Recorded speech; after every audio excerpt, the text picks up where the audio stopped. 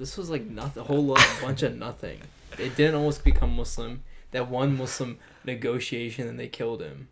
Yeah, I don't know what this... This is a BS video, Hamza. Hey guys, welcome back to Muslim Minds. We are going to be reacting to a video named That Time England Almost Converted to Islam by the channel SideQuest. I've never heard of England ever converting to Islam.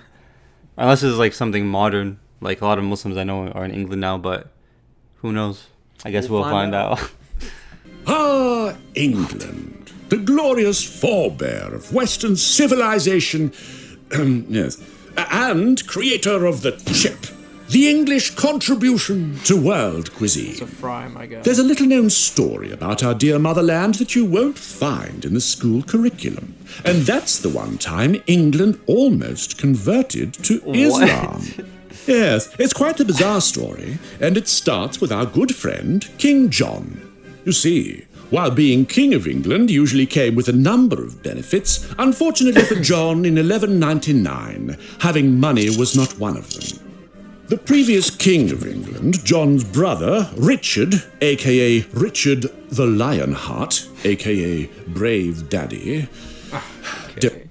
What is this Don't call him video? Dick, he doesn't like that. Had been rather liberal with his spending.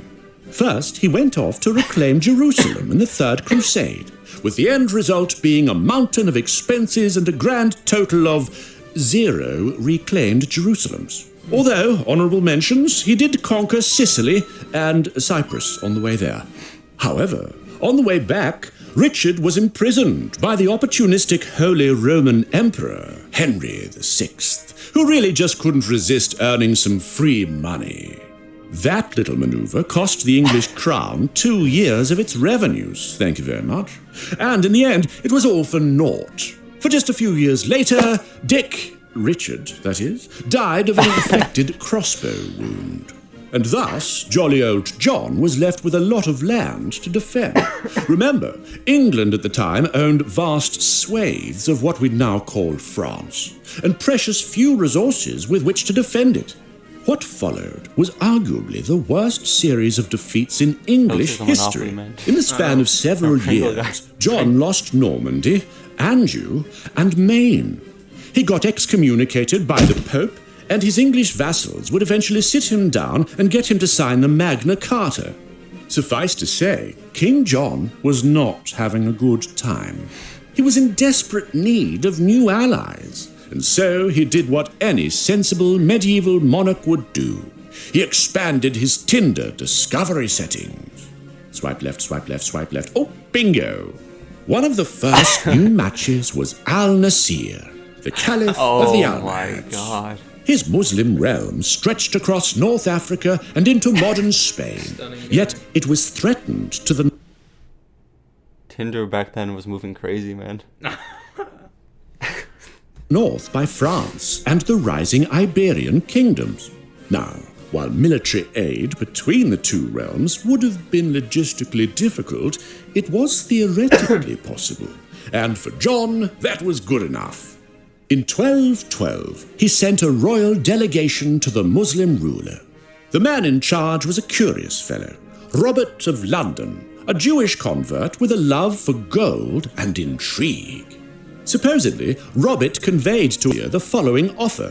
King John was ready to swear fealty and to abandon Christianity in favor of Islam, as long as the Muslims were willing to help him reclaim his lost territories in France. It's questionable how receptive the English population would have been to such a radical change, but ultimately things never got that far. For in private, Robert told Al-Nasir that King John was a cruel tyrant who knew only failure. The Caliph rewarded Robert for his honesty and sent the rest of the envoy off empty-handed. When Robert returned to his king, he showed the gifts as proof that he'd had a very productive conversation with the Muslim ruler, for which John rewarded him with even more gifts and a position as Abbot of St. Albans. The fact that we even know of this story is because Robert bragged to the wrong person. He told all of this to a monk at his abbey, who happened to have the hobby of writing everything down. Funnily enough, that monk would later write that Robert was eventually caught and exiled for embezzling church funds. But anyway, this whole ordeal ultimately amounted to nothing, for Al-Nazir died a year later at the hands of the Crusaders, with King John himself kicking the bucket not long after. Of course, there are some arguments that Robert had intentionally mistranslated the king's proposal. Perhaps what John was really offering was to merely pay tribute. Some historians even argue that the meeting never took place, shock horror, which may very well be the case, though one should never underestimate the power of desperation.